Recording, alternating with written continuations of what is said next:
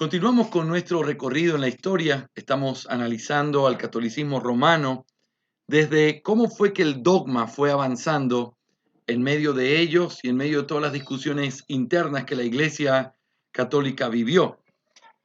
Vamos a mirar ahora en nuestro apunte el subtítulo llamado Catolicismo romano y modernidad. Catolicismo romano y modernidad. A principios del siglo XVIII, el tiempo en que floreció el neoescolasticismo, en toda Europa surgió un espíritu racionalista. ¿Se acuerdan? Aquí ya comenzamos a ver la influencia del racionalismo sobre la fe católica también. La filosofía de Bacon y Descartes desplazó a la de Aristóteles. Incluso los teólogos que aceptaron las premisas del escolasticismo creyeron en la necesidad de otros métodos, entre ellos Bossuet del año 1704, el famoso defensor del sistema gallego y opositor de los protestantes que escribió Exposition of the Doctrine of L'Église cat sur les martyres de Converse. Es una mezcla entre inglés y francés ahí. También, entre otros libros que se escribieron. Los estudios históricos y críticos que se llevaron a cabo finalmente en Francia obligaron a la actual teología a pasar a un segundo plano. Muchos eruditos mauristas y oratorianos incluso cayeron en la incredulidad. En las escuelas hay que reconocer que el escolasticismo continuó dominando hasta bien entrado el siglo XVIII. Continuaron coexistiendo las distintas escuelas, tomistas, exotistas de Scotus, también la escuela molinista, los agustinianos. Sin embargo, el escolasticismo se retiró cada vez más a las escuelas. Otros partidos, como los deístas o los naturalistas, se levantaron, alcanzaron superioridad en la voz que tenían e influenciaron en la teología católico-romana. En Francia, la teología escolástica fue dejada de lado por Descartes. En Alemania, por Leibniz y Wolff. En Austria, la doctrina peripatética fue prohibida en 1752 y en 1759 se les quitó a los jesuitas el liderazgo en los estudios teológicos y filosóficos. En 1773, la orden fue suprimida por el Papa Clemente XIV. En 1763, el sistema gallego fue defendido por Nicolás de Hontheim, obispo sufragáneo de Treveris, en una obra titulada De Status Ecclesiae et Legitima Protestae Romani Pontificio, e introducida como la ley eclesiástica por José II en 1781. Las diferencias confesionales fueron olvidadas. En el lugar de conflicto con los protestantes vino la lucha contra los librepensadores, incrédulos y similares. En la época de Klufeld, Farmer, Stader, Stochenhaut, Burghauser, la teología cayó completamente bajo el dominio de la filosofía cambiante. La Ilustración tuvo un representante en la época en Wycliffe, profesor de Ingolstadt, fundador de la Orden de los Illuminati. La influencia de Kant se nota en el trabajo de Edelfoss, Schwarz, Peutinger y Zimmer. La filosofía de Jacobi encontró apoyo en el trabajo de J. Salat y Cayetano Weiler. Tanner estaba sujeto a la influencia de Schelling. El teólogo más importante en el siglo XVIII se mantuvo firme contra todos los errores. Este teólogo fue Alfonso de Ligorio en el año 1781, incluido por el Papa Pío IX en 1871 entre los doctores de la Iglesia. Incluso en el siglo XIX, el racionalismo continuó predominando en los círculos católicos. En Alemania había un gran grupo de personas que buscaban armonizar la organización y la enseñanza de la Iglesia Católica con la exigencia de la época. Hombres como Dalbert, Wessenberg, Wermeister y otros Hermer, profesor de Bonn y autor de este tratado de teología que se menciona aquí, intentó fundamentar la revelación y la autoridad en la razón. Al evaluar la cuestión de qué es la revelación, dio a la razón los mismos derechos que la filosofía wolfiana le había atribuido. Al principio, Hermes tenía muchos seguidores, pero después de que el mesianismo había sido condenado por el Papa Gregorio XVI, el 26 de septiembre de 1835, su influencia disminuyó. Anton Günther, en Viena, autor de otro tratado de teología, él adoptó la tesis de Hegel de la filosofía y la teología especulativa como realmente una y la misma. No hay dos tipos de verdad y certeza, lo que decía, pero el acto de creer es el principio y la premisa de todo conocimiento, y toda creencia, también la creencia en la revelación, puede pasar al conocimiento y ser elevada al nivel de evidencia. Günther también tenía muchos seguidores, entre ellos Franz von Baader, autor de otro tratado importante de teología en 15 volúmenes. Él se refugió bajo la influencia de Boehmer y Schelling, no en un retorno, sino en el desarrollo de las verdades antiguas, en la renovación de los dogmas antiguos, y buscó elevar la creencia al conocimiento por medio de la teosofía. Sus seguidores eran Schaden, Lutherbeck, Hoffmann, Hamburger, Schlenger, Schluter, pero Baader fue censurado por su oposición a la primacía papal. Franz Macher, autor de otro tratado y de otras obras, rechazó la filosofía escolástica e idealista e intentó construir la metafísica o teología no sobre la base de la razón abstracta, sino sobre el hecho concreto, universal e histórico de la conciencia de Dios presente en la humanidad. En consecuencia, para él, la teología y la filosofía coinciden en contenido, solo difieren en método. Lo natural y lo sobrenatural no pueden ser, según él, rigurosamente distinguidos. En una carta al arzobispo de Múnich, fechada el 11 de diciembre de 1862, el Papa Pío IX condenó esta filosofía. Sus obras fueron incluidas en el índice y él mismo fue suspendido en 1863. Sin embargo, Franz Macher no se sometió y en numerosos escritos continuó la batalla, abogando por la libertad académica y oponiéndose a las reivindicaciones del Papa. Así, por un lado, Roma combatió la independencia de la ciencia y por otro lado, reconoció su relativa libertad. El tradicionalismo, es decir, la enseñanza de que las verdades metafísicas superiores no pueden ser descubiertas por la razón, sino que solo pueden ser obtenidas a partir de la revelación, una revelación que desde el primer ser humano fue transmitida por la tradición y preservada en el lenguaje, surgió en Francia, después de la Revolución Francesa. Esta teoría fue hábilmente defendida por de Bonald, autor de algunos libros, pero no encontró ningún favor a los ojos de Roma. En 1840, Bautain firmó 6 proposiciones que le fueron sometidas, retractándose así de su enseñanza.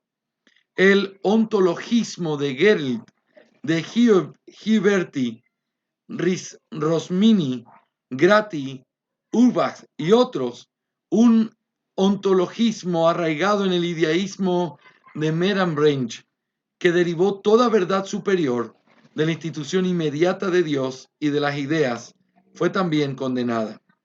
Todas estas condenas demuestran que, siguiendo el racionalismo del siglo pasado, Roma se volvió cada vez más consciente y despierta. Después de la Revolución Francesa, tanto la Iglesia como la teología católica experimentaron una renovación. El romanticismo que benefició al catolicismo hizo que muchos se convirtieran. Wilfman, Stolberg, Schleger, Müller, Werner, Sloger, Haller, etc., En Francia se produjo una reacción contra la revolución y la incredulidad como resultado de la obra de Chateaubriand, autor de Génie du Christianisme. El puyecismo o tractarianismo, que comenzó en 1833 en Oxford bajo Pusey y Newman, condujo a muchas personas a la Iglesia Católica y fortaleció el movimiento de ritualización y romanización de la Iglesia en la Iglesia anglicana episcopal. La teología católica impulsada por la fe que surgió en Alemania en muchos aspectos se vinculó por primera vez con Schleiermacher. Su doctrina de la Escritura, el Renacimiento, la justificación y la Iglesia contenían muchos elementos que los católicos podían usar en su beneficio. Schleiermacher es el padre de la neortodoxia y es un teólogo en teoría protestante. Por eso esa unión con el catolicismo romano causa tensión. Así, hombres como Goddard, Bader, Phillips, Dollinger en Múnich, King en Bonn, Mogler, Hisler, Drey en Múnich y Tubinga, Stademaker y Kuhn en Gießen, etc., lo hicieron con habilidad y energía. Es cierto que los hombres que eligieron este camino todavía no eran del todo agradables a Roma y a los jesuitas. Todos ellos todavía perseguían la mediación y buscaban la conciliación de la fe y el conocimiento. Con un método especulativo intentaron probar los dogmas. Fueron demasiado liberales con los protestantes y de vez en cuando hicieron importantes concesiones en la dirección hacia los protestantes. Pero fueron excelentes portavoces de la teología católica y contribuyeron mucho a su renacimiento. Sin embargo, con el tiempo esta tendencia conciliadora y mediadora fracasó. Poco a poco surgió el movimiento neoescolar. En 1814, la orden jesuita fue restaurada y su influencia en el papado aumentó con creciente vigor. Su poder se extendió por todos los países. Luchó contra la libertad académica en todos los medios, con todos los medios a su alcance. Todas estas condenas culminaron en la famosa encíclica del 8 de diciembre de 1864 y en el Concilio Vaticano de 1870, en el que se promulgó la infalibilidad papal. El filósofo Sanseverino, que escribió Filosofía Cristiana en 7 volúmenes en 1878, y el teólogo G. Perronet, que escribió también una teología heléntica en 9 volúmenes, abogaron especialmente por esta tendencia neoescolástica en Italia, en Alemania, Glücken, y también con otras varias obras. El Papa León XIII, el 4 de agosto de 1879, selló esta tendencia recordando el estudio de Tomás de Aquino en su encíclica Aeterni Patris, y desde entonces ha habido un poderoso esfuerzo universal para restaurar la autoridad de Tomás de Aquino en cada área de la ciencia. Las ciencias políticas y jurídicas, la psicología y la ética, la teología y la filosofía se estudian desde una mentalidad tomista. Dogmática ha sido tratada con la misma perspectiva por Grenzenli, Scheven, Hegrich, Boff, Ettinger, Hunger, Presch, Hansen, Paul, etc. En los Países Bajos por M. Jensen, profesor de Riesenburg. También por Manens, profesor en Roermond, por G. Van Noort, profesor en Wormont, quien publicó varios tratados.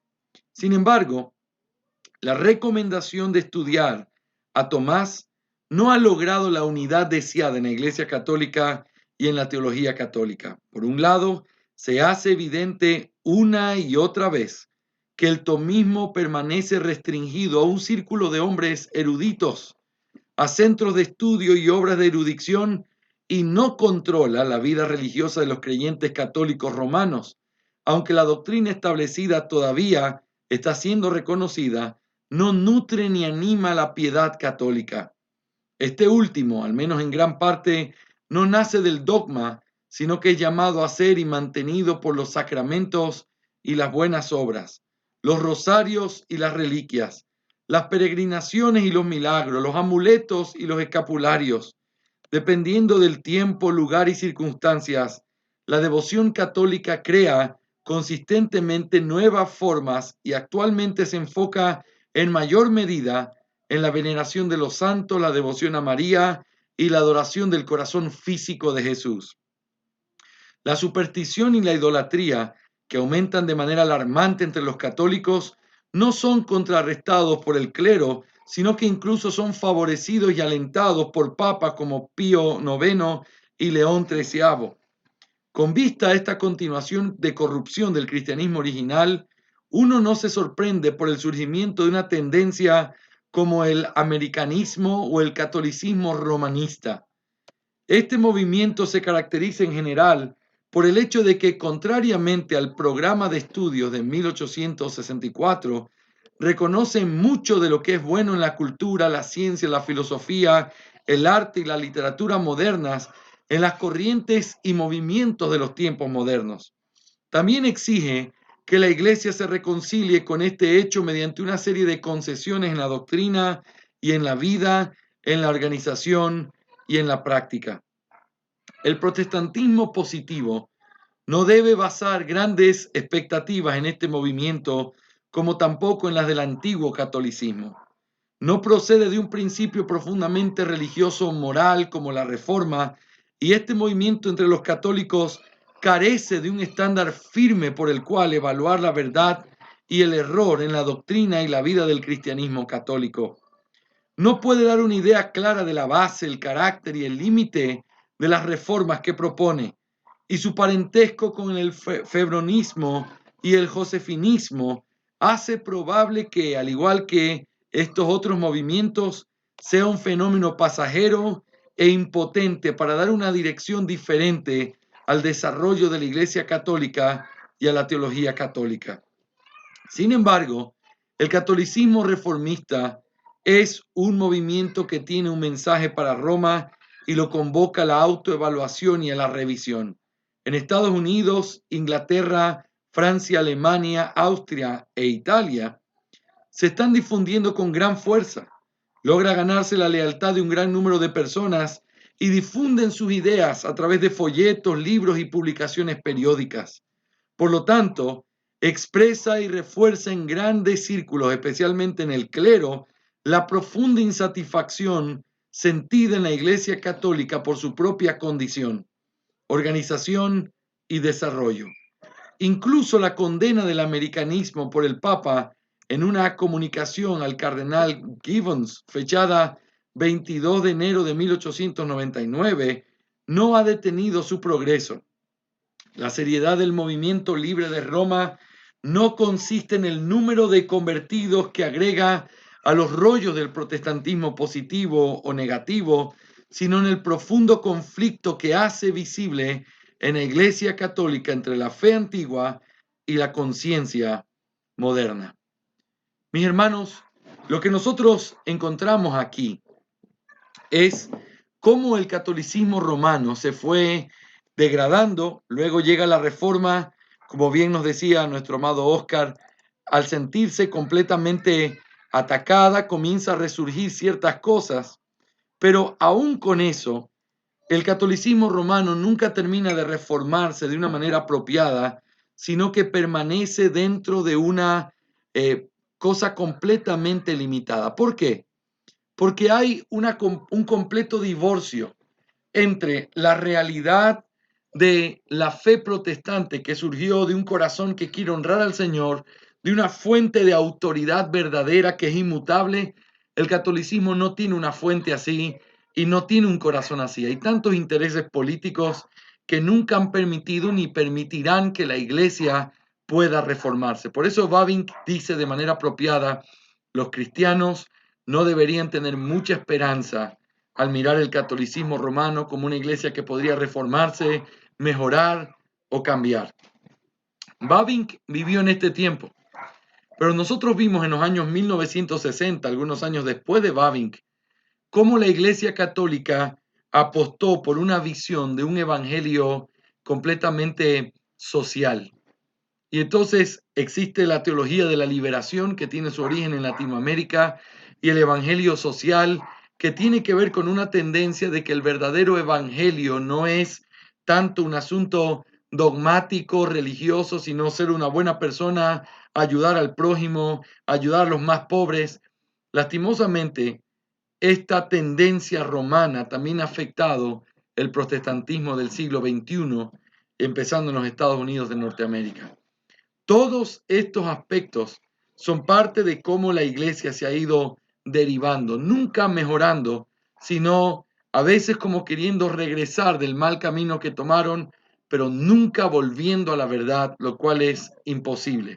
Es un sistema condenado, es un sistema de muerte, es un sistema que está en un estado de perversión para más perversión.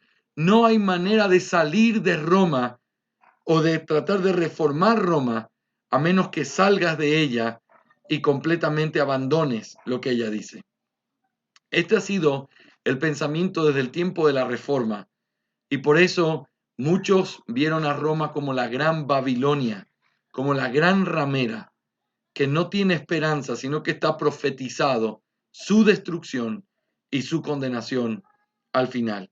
Como les decía, mis hermanos amados, no es la intención de que esta clase tenga la idea de tratar de meternos en todos los detalles, porque realmente estamos haciendo un recorrido. La Iglesia Católica Romana no es nuestro enfoque, aunque sin duda es parte de cómo se pervirtió la enseñanza cristiana y es importante para un teólogo tener una idea de qué fue lo que sucedió. Quiero hacerte un comentario más antes de poder considerar brevemente algunas páginas más en nuestro apunte. Es muy importante que nosotros podamos considerar, mis hermanos, cómo el liberalismo teológico afectó profundamente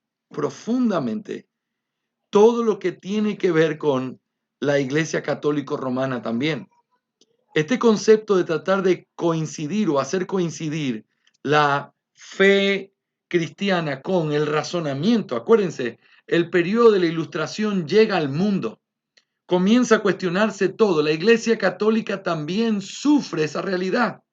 Y al sufrir esa realidad, la Iglesia Católica Romana tiene que vivir una realidad que nunca antes había visto. Teólogos comienzan a abrazar el libre pensamiento y entonces la disputa ya no fue tanto en contra de los protestantes, sino en contra de los mismos romanos que comenzaron a cuestionar la fe. Es interesante que Descartes fue un filósofo, pero fue un teólogo también. Y una de las cosas que Descartes hizo al ver todo el problema que había con el tema de la teología católico-romana y entendiendo el progreso de la ciencia y de la razón, él trató de buscar un punto de intermedio. Por eso se dice que la famosísima frase de René Descartes es la que señala la tendencia del mundo en ese tiempo. Es la frase entiendo y luego creo, que en un tiempo atrás la idea fue creo y luego existo. Ahora la frase es entiendo y luego existo. Primero lo tengo que entender, primero tengo que saber lo que es para luego aceptarlo. Y este principio, quebrantando el dogma, quebrantando la verdad escritural, abrazándose hacia la razón, así como afectó al cristianismo, también afectó al catolicismo romano. Y ustedes tienen dentro de la Iglesia Católica también teólogos completamente liberales, que negaban la escritura, que estuvieron metidos en mucho tipo de cosas que tenían que ver con una negación de la ortodoxia, aún católico romana. Y eso es parte de la historia que el mundo entero tuvo que ver. Mis hermanos, antes de poder concluir nuestra clase, vamos a cerrar este punto relacionado con el catolicismo, pero vamos a avanzar un poco más en los minutos que nos quedan mirando el comienzo de la teología luterana. Y quiero invitarles a que abran su apunte siguiente y estoy empezando en la página 51. Vamos a saltarnos el resumen que hace el editor de la teología de Bavinck y vamos a ir directamente a lo que tiene que ver con el comienzo de la teología luterana. Lutero no era el tipo del tipo de teólogo sistemático y por eso él nunca dejó escrita una dogmática. Pero él era todo el concepto de un pensador original y creativo. Él redescubrió el cristianismo de Pablo y de Agustín. Él captó de nuevo el Evangelio como un glorioso mensaje de gracia y perdón y trajo de vuelta a la religión. Él trajo la verdad otra vez de regreso a la verdad. Como resultado, ha demostrado ser fructífero para toda la empresa teológica y dogmática, incorporando incluso los viejos dogmas en sus pensamientos, les infundió una nueva vida religiosa. Antes de que la reforma luterana tuviera una confesión propia, ya tenía una dogmática llamada Loci, escrita por Felipe Melanchthon en 1521. Esta obra no tiene su origen en una interpretación de la carta, esta obra que tiene su origen en una interpretación a la carta a los romanos es práctica, sencilla, soteriológica, carente de escolasticismo y en realidad más que una confesión, es más una confesión que una dogmática. Durante mucho tiempo la reforma alemana encontró su unidad en esta obra, es decir, esa era la obra de cabecera de todo lo que estaba pasando en la reforma alemana. Pero ya en 1526, Melanchthon cambió un poco de opinión con respecto a una visión rigurosa con respecto a la predestinación y al poco tiempo comenzó a desviarse de las enseñanzas de Lutero en otros puntos, particularmente en la doctrina de la cena del Señor. Esta diferencia con Lutero surgió claramente en las nuevas ediciones que se hicieron del libro Loci en el año 1535 y luego en el año 1543. Luego en la revisión de la Confesión de Augsburgo del año 1540 y 1542 y finalmente en la interinidad de Leipzig y la controversia adiafórica que se desencadenó. De esta lucha surgieron dos partidos que se oponían entre sí. Por un lado, estaban los seguidores de Melanchthon, los filipinos de Felipe. Encontraron especialmente en la Academia de Wittenberg y Leipzig como G. Mayer, Paul Eber, John Felfinger, Victor Stringel, cuya Loci Theology, originando en conferencias sobre Loci de Melanchthon, fue publicada en Pessel en 4 volúmenes. También nosotros vemos, en el otro lado, estaban los genesio-luteranos, especialmente en Weimar y Jena. Genesio, de la idea de los luteranos originales, esa es la idea. Especialmente en Weimar y Jena, como Nietzsche, von Andorf, Matt Flacius, autor de la sólida confutación et condenatio praecipitarum sectarum y de muchos otros escritos sobre polémica. John Wigan del año 1587, John Marbach del año 1581, Joachim Westphal en 1574, que se opuso particularmente a la doctrina de Calvino sobre la cena del Señor. Las múltiples disputas dogmáticas que surgieron entre los teólogos luteranos en este periodo sobre la ley con Agrícola, sobre la justificación con Asiander, sobre el descenso de Cristo al infierno con el Eipinus, sobre la obediencia activa de Cristo con Parsimonius, sobre el adiaforismo, el sinergismo y el criptocalvinismo con Melanchthon y contemporáneos de ideas afines, sobre las buenas obras con Mayer, sobre el pecado original con Flacius. Finalmente condujeron a lo que se llamó la Fórmula Concordiae de 1577 hasta el 1580 y se establecieron en ella. Fue obra especialmente este libro, Fórmula Concordiae, la fórmula de la concordia, escrito por Jacob Andrea y Martin Schenis, teólogo luterano más destacado de este siglo.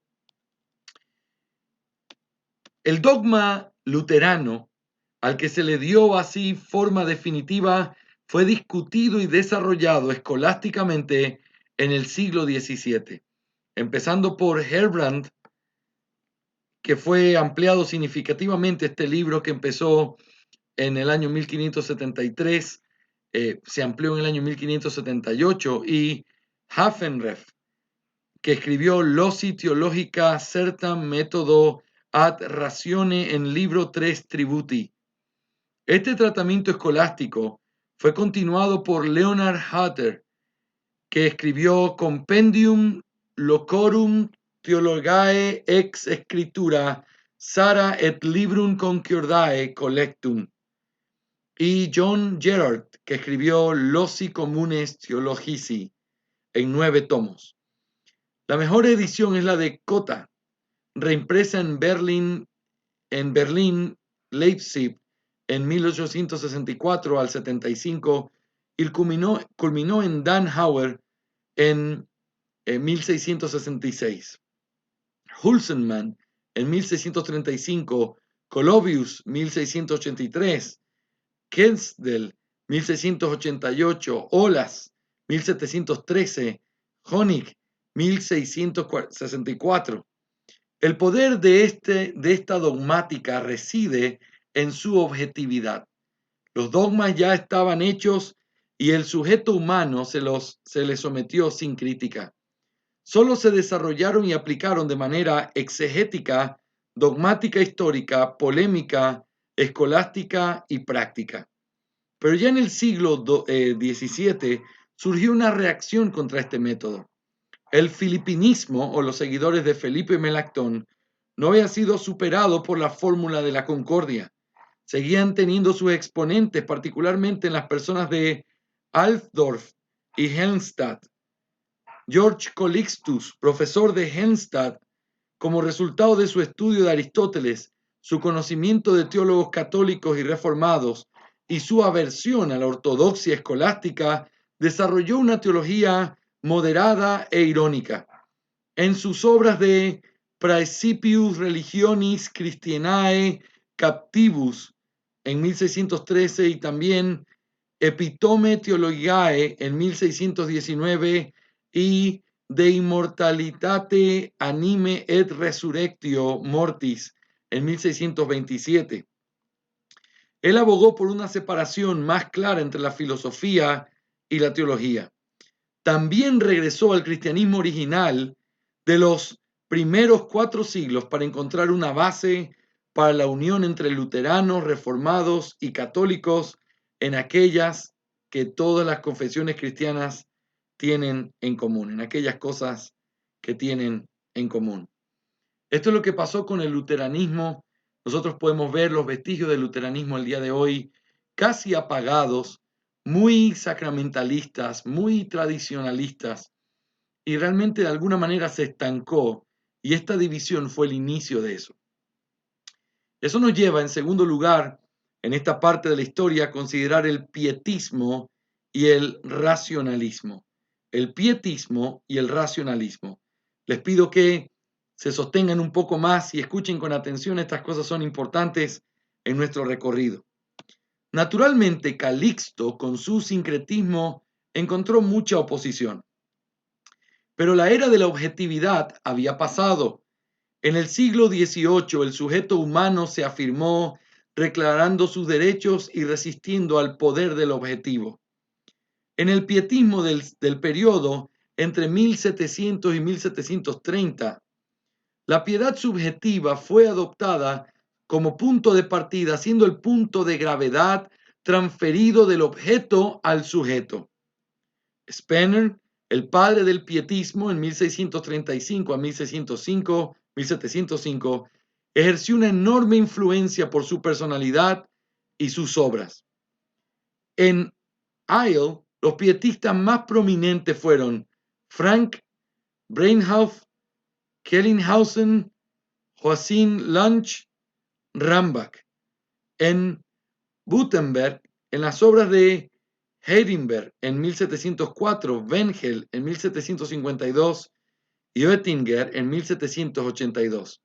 El pietismo se unió a una especie de realismo bíblico y especulativas apocalípticas. La ortodoxia, presentada por ejemplo por Loster en Dresde, adoptó naturalmente una posición muy hostil contra el pietismo.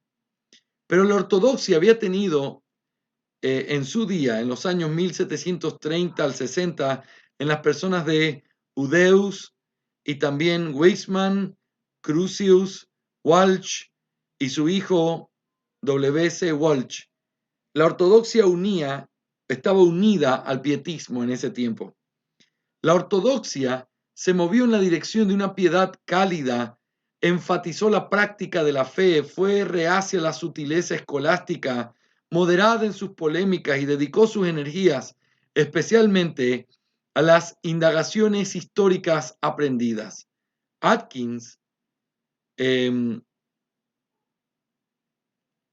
también nosotros vemos una reacción del sentimiento contra una forma intelectual de ortodoxia. El padre de Nicolás von Zinzendorf era un Spenerien, pero mientras que el pietismo buscaba llevar a la gente a la conversión por medio de una crisis penitencial, el moravismo intentaba lograr la conversión predicando a un dulce Salvador. No quería parte de la ley, solo el Evangelio. La gracia aquí desplaza tan totalmente a la naturaleza que Jesús incluso reemplaza al Padre. Jesús es el creador, gobernador, padre, el Yahvé del Antiguo Testamento. Bajo la influencia católica, Zinzendorf concibió la persona y el sufrimiento de Jesús con tal patetismo que, especialmente en el primer periodo romántico, el parentesco entre misticismo y sensibilidad salió a la luz. Correr en paralelo con el pietismo era racionalismo. Ambos, cada uno a su manera, menoscababan la autoridad de la ortodoxia al transferir el punto de gravedad al sujeto humano. El racionalismo fue engendrado por la filosofía de Descartes, Spinoza y Leibniz y Wolff. Hicieron claridad, una claridad matemática, el estándar de la verdad. Jacob Karpov, profesor de matemáticas de Weimar, en su Teología Revelata Dogmática Científica Adornata, intentó demostrar matemáticamente la doctrina de la Iglesia. A esta escuela wolfiana pertenecían Kant, Reusch, Schubert, Reinbeck, especialmente S.J. von Thurn en Hale, autor de Evangelisch Glumberg. También, en general, estos hombres eran ortodoxos, pero ya no sentían la importancia religiosa de la verdad y convirtieron la doctrina de la Iglesia en un objeto de erudición histórica y demostración intelectual. No es de extrañar que otros wolfianos como Tollner, Heilmann, Miller, Scheler ya adoptaron una actitud más libre hacia la doctrina de la Iglesia.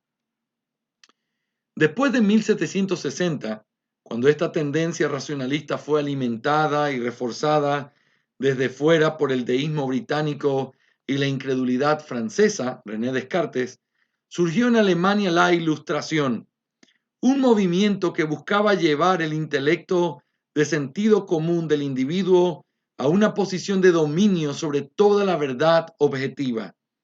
En todos los frentes, lo positivo, lo tradicional, lo que ha surgido históricamente, tenía que ceder a lo racional, a lo claramente inteligible. Wolff y sus seguidores aún consideraban que la revelación era racional. La Ilustración, sin embargo, era deísta y racionalista.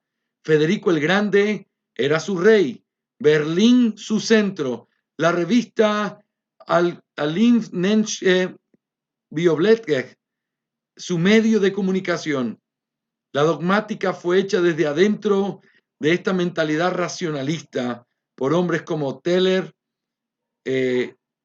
Limiamenta, Erchmann y especialmente por Westschneider. Contra este racionalismo, la ortodoxia asumió la forma debilitada del supranaturalismo y no tenían el valor positivo ni asertivamente de tomar su posición en la fe, sino que compartía con sus adversarios el fundamento de la razón. Desde esta base todavía intentaban llegar a la revelación cuya necesidad, posibilidad y realidad defendía.